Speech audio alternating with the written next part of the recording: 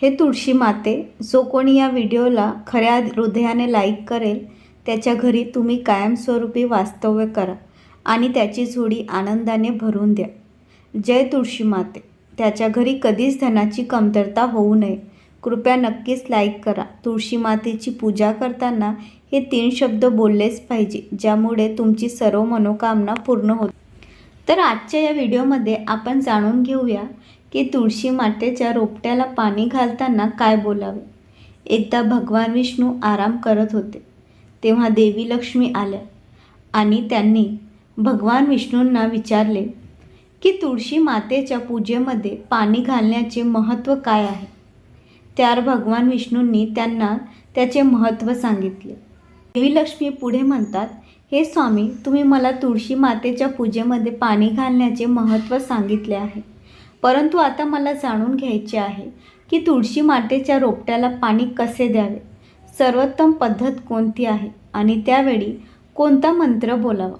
भगवान विष्णू उत्तर देतात, हे प्रिय, जसे मी तुला तुळशी मातेचे महत्त्व सांगितले आहे, त्याचप्रमाणे तुळशी मातेच्या रोपट्याला पाणी घालताना म्हणायचा मंत्र देखील खूप महत्त्वाचा आहे.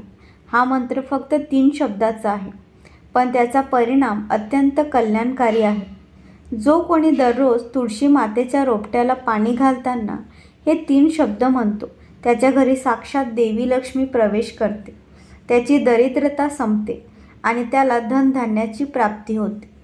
भगवान विष्णू म्हणतात, तुळशी मातेच्या या मंत्राचे महत्त्व ऐकण्यानेच मनुष्याचे सर्व पाप नष्ट होतात आणि त्याला हजारो वर्षे तुळशी मातेच्या रोपट्याला पाणी घालण्याचे पुण्य प्राप्त होते. म्हणूनच हे देवी, तुम्ही ही कथा पूर्णपणे ऐका. देवी लक्ष्मी म्हणाल्या, हे प्रभू, मी ही कथा नक्कीच पूर्ण ऐकेन. कृपया मला तुळशी मातेच्या मंत्राचे महात्म्य सांगा. विष्णू म्हणतात, हे देवी लक्ष्मी, दक्षिणेत एक अत्यंत सुंदर नगरी होती. त्याचे नाव यमनगरी. त्या नगरीत रमेश नावाचा एक दुष्ट ब्राह्मण राहत होता. तो पापी लोकांचा शिरोमणी होता. त्याचा जन्म एका ब्राह्मण कुटुंबात झाला होता, परंतु ते शास्त्रज्ञानही आणि पापकर्म करणारे होते. जन्माने तो ब्राह्मण होता, परंतु कर्माने तो अत्यंत दुराचारी होता.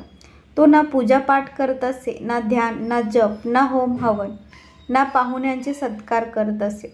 त्याच्या दारात आलेल्या पाहुण्यांना तो दान न करता क्रूरपणे हाकलून देत असे.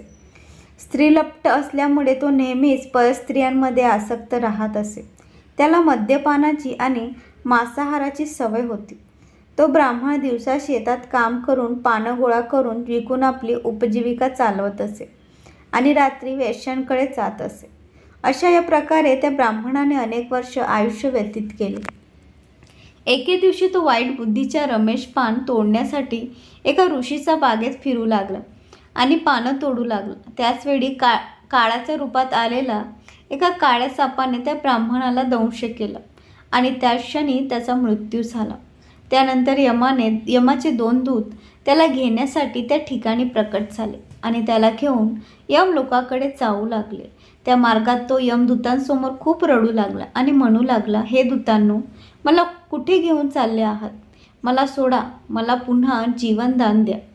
पण यमदूत त्याला म्हणू लागले, अरे दुष्ट ब्राह्मणा, तुझ्या पापकर्मामुळे तुला सापाने दंश केला आहे. आता यमराज तुला नक्कीच भीषण असे नरकात टाकतील. यानंतर यमदूत त्याला यमलोकात घेऊन जातात आणि यमदेवासमोर उभे करतात. चित्रगुप्त त्याचे पाप पुण्याचे लेखाजोखा तपासतात आणि यमदेवांना सांगतात, हे धर्मराज, या ब्राह्मणाने जन्मापासून मृत्यूपर्यंत केवळ पाप कर्मच केले आहे. याने कधीच कोणते पुण्यकर्म केले नाही. तेव्हा यमदेव आपल्या दूतांना म्हणतात, हे दूतांनो, या घोर पापकर्म करणाऱ्या ब्राह्मणाला उचलून घेऊन जा आणि नरकात टाका. यानंतर यमदूत त्या ब्राह्मणाला नरकात घेऊन जातात आणि त्याला भयंकर अग्नीच्या नरकात टाकतात. अनेक वर्ष नरकात सजा भोगल्यानंतर त्या ब्राह्मणाला दुसऱ्या जन्मात बैलाचे शरीर मिळते. बैलाचे जन्म घेऊन तो बोझ उचलण्याचे काम करू लागतो. त्याचा मालक त्याच्याकडून दिवस आणि रात्र काम करून घेतो. नंतर जेव्हा त्या बैलाची ताकद कमी होते, तेव्हा त्याचा मालक त्याला एका लंगड्या माणसाला विकतो. तो लंगडा माणूस त्या बैलाचा उपयोग स्वतःचा भार उचलण्यासाठी करतो. तो त्याच्या पाठीवर बसून फिरत असे. या प्रकारे ते बैलाने 8 वर्ष त्या लंगड्या माणसाचा भार उचलला होता. एके दिवशी तो लंगडा माणूस त्या बैलाच्या पाठीवर बसून एका उंच पर्वतावर चढायला जातो. पर्वतावर चढताना तो बैल खूप थकतो.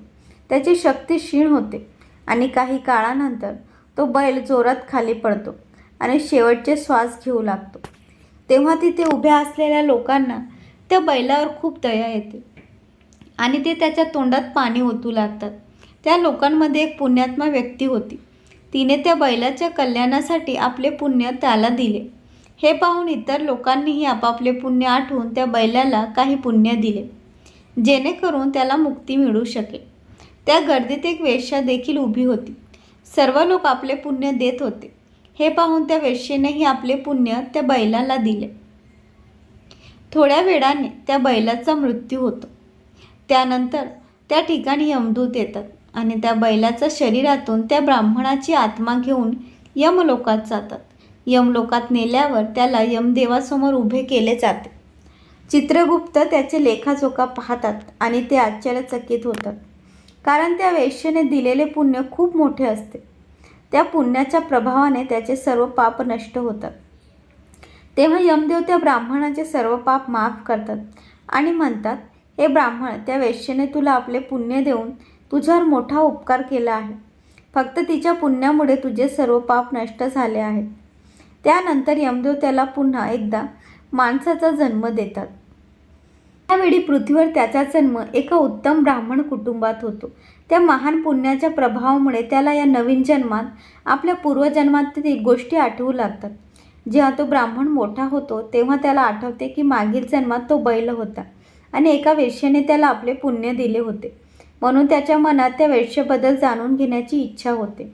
त्या महापुण्याबद्दल अधिक जाणून घेण्यासाठी तो वेश्येचा शोध घेतो आणि तिच्या नगरात जातो.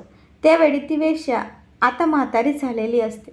त्याला ती वेश्या मिळाल्यावर तो तिच्यासमोर जाऊन वारंवार प्रणाम करतो आणि तो ब्राह्मण त्या वेश्येचे आभार मानू लागतो. तेव्हा ती वेश्या म्हणते, हे ब्राह्मण श्रेष्ठ, तुम्ही कोण आहात आणि कोणत्या कारणास्तव माझे आभार मानत आहात? मी तुमच्यासाठी काय केले आहे ज्यामुळे तुम्ही मला नमस्कार करत आहात? त्यावर तो ब्राह्मण म्हणतो, हे माई, मी तोच बैल आहे ज्याला तुम्ही तुमचे पुण्य दिले होते. माझ्या पापकर्मामुळे मला मागील जन्मात बैलाचे रूप मिळाले होते. त्या पर्वतावर जेव्हा मी मरत होतो तेव्हा तुम्ही तुमचे पुण्य मला दिले होते. तुमच्या पुण्याच्या प्रभावामुळेच आज मला पुन्हा मनुष्य जन्म मिळाला आहे. तुमच्या दिलेल्या पुण्यामुळेच मला माझ्या पूर्वजन्मातील सर्व गोष्टी आठवत आहेत. परंतु हे माई, मी आज येथे या कारणास्तव आलो आहे की तुम्ही मला कोणते पुण्य दिले होते ज्यामुळे माझ्या सर्व जन्माचे पाप नष्ट झाले. मी त्या पुण्याबद्दल जाणून घेऊ इच्छितो. तेव्हा ती म्हणाली, हे ब्राह्मण श्रेष्ठ, मी माझ्या आयुष्यात कधीही पुण्याचे कार्य केलेले नाही. परंतु माझ्या घरात एक पोपट आहे जो पिंजऱ्यात राहून नेहमी काहीतरी बोलत असतो. त्याचे बोल ऐकून माझे अंतःकरण पवित्र झाले आहे. त्या पोपटाने म्हटलेल्या मंत्राचे पुण्य मी तुला दान म्हणून दिले होते. तर ती पुढे म्हणते आणि तो ब्राह्मण त्या पोपटाकडे जातो आणि त्याला विचारतो, हे शुक, तू कोणता मंत्र सतत म्हणत असतोस ज्यामुळे आमचे जीवन उद्धारले गेले आहे? हा मंत्र तुला कोणी शिकवला आणि या मंत्राचा अर्थ काय आहे? तेव्हा तो पोपट आपल्या पूर्वजन्माच्या कहाणी सांगू लागतो. तो पोपट म्हणतो, हे ब्राह्मण श्रेष्ठ, माझ्या मागील जन्मात मी एक ब्राह्मण होतो. मला माझ्या ज्ञानाचा अहंकार झाला होता, ज्यामुळे मी गुरुजनांचा कधीच आदर केला नाही आणि नेहमीच त्यांचा अपमान केला. मला माझ्या ज्ञानावर इतका गर्व झाला होता की माझा राग खूप वाढला आणि मी सर्वांवर द्वेष करू लागलो. इतर लोकांना तुच्छ मानू लागलो आणि विद्वानांचा भर सभेत अपमान करू लागलो. काही काळानंतर माझा मृत्यू झाला आणि मला यमलोकात नेण्यात आले. गुरुजनांचा आणि पूज्य व्यक्तींचा अपमान केल्यामुळे मला पोपटाच्या रूपात जन्म मिळाला. माझ्या पापकर्मामुळे माझ्या लहान वयातच मी माझ्या आई वडिलांपासून वेगळा झालो. नंतर मी झाडाच्या फांदीवर बसून रडत होतो.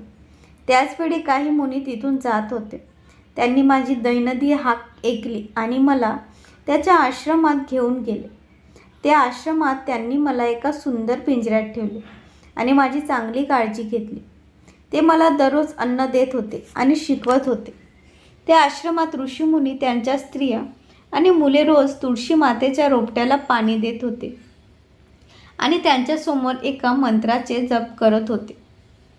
तेव्हा तो म्हणतो, त्या ऋषीच्या मुखातून वारंवार तो मंत्र ऐकून मी तो पाठ करून घेतला. त्याचवेळी मला तो मंत्र समजला आणि मी तोच मंत्र दिवस रात्र म्हणू लागलो. त्या मंत्राच्या प्रभावामुळे माझे कधीही निधन झाले नाही आणि माझे आयुष्य 100 वर्षाचे झाले. मी इतक्या वर्षापर्यंत जगलो. या दरम्यान एका रात्री एक चोर त्या जागी आला आणि त्याने मला तिथून चोरले.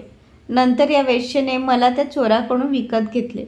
वेश्येच्या घरी आल्यावरही मी तोच मंत्र म्हणत राहिलो, ज्यामुळे या वेश्येचे मन शुद्ध झाले आणि तिने वेश्यावृत्ती सोडून भगवान विष्णूची भक्ती सुरू केली. त्या मंत्राच्या प्रभावामुळे माझ्या पूर्वजन्मातील सर्व पाप नष्ट झाले आणि त्याच मंत्राच्या प्रभावामुळे या वेश्येचे अंतःकरणही पवित्र झाले. हे ब्राह्मण देवता, त्या मंत्राच्या पुण्यामुळे तुमचे देखील पाप नष्ट झाले आहे. या प्रकारे त्याने त्या ब्राह्मणाला आणि त्या वेश्येला सर्व वृत्तांत सांगितला. हे ऐकून ब्राह्मण आणि वेश्या दोघेही अत्यंत आनंदित झाले आणि ते दोघेही रोज तुळशी मातेच्या समोर जल अर्पण करून त्या मंत्राचा जप करू लागले. नंतर ती वेश्या, तो ब्राह्मण आणि तो पोपट या मंत्राच्या प्रभावामुळे दिव्य विमानात बसून विष्णू लोकात गेले. भगवान विष्णू म्हणतात, हे देवी लक्ष्मी, पाहिलं ना, फक्त तुळशी मातेच्या मंत्राच्या प्रभावामुळे त्या पोपटाचं, त्या वेश्येचं आणि त्या ब्राह्मणाचं सर्व पाप नष्ट झाले. म्हणून प्रत्येक मनुष्याने रोज तुळशी मातेच्या समोर जल देताना या मंत्राचा उच्चार अवश्य करावा. हे देवी, तो मंत्र असा आहे, ओम वृंदावन स्वाहा, ओम वृंदावन स्वाहा. भगवान विष्णू पुढे सांगतात, जो कोणी स्त्री रोज तुळशी मातेच्या समोर या मंत्राचा जप करेल, ती स्त्री सौभाग्यशाली होईल. जो पुरुष हा मंत्र म्हणेल, त्याला अक्षय संपत्ती प्राप्त होईल. ज्या घरात रोज तुळशी मातेची पूजा केली जाईल, त्या घरात साक्षात लक्ष्मीचा वास होईल. तुळशी मातेचा हा मंत्रराज कल्परूप आहे आणि हा सर्व प्रकारचे फळ देणारा आहे. त्यामुळे जो तुळशी मातेच्या समोर या मंत्राचा जप करेल, त्याला संपूर्ण सिद्धी प्राप्त होईल. स्त्रियांनी नेहमी स्नान करून, केस बांधून आणि मस्तकात कुंकू भरून तुळशी मातेच्या समोर जल अर्पण करावे आणि या मंत्राचा जप करावा. रोज तुळशीच्या रोपाची परिक्रमा करावी. यामुळे सर्व दोष नष्ट होतात. रोज संध्याकाळी तुळशी मातेच्या जवळ दिवा लावावा आणि तुळशी मातेच्या समोर बसून भगवान विष्णूची आराधना करावी. तर मित्र आणि मैत्रिणींनो, तुम्हाला ही माहिती कशी वाटली कमेंट्समध्ये नक्की कळवा आणि माहिती आवडल्यास व्हिडिओ लाईक आणि शेअर अवश्य करा. धन्यवाद.